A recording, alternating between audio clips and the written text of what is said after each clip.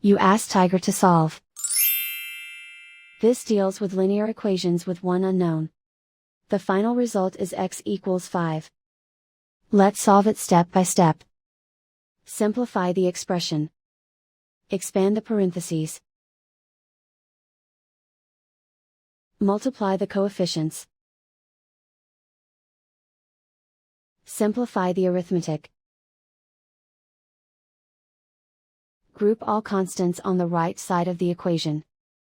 Subtract 40 from both sides.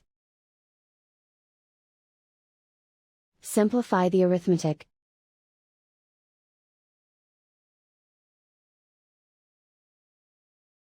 Isolate the x. Divide both sides by -25. Cancel out the negatives.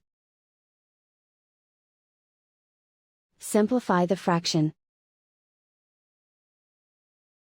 Cancel out the negatives.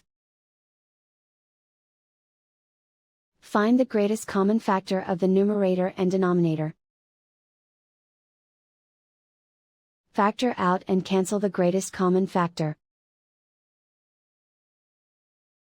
And so the final result is x equals 5.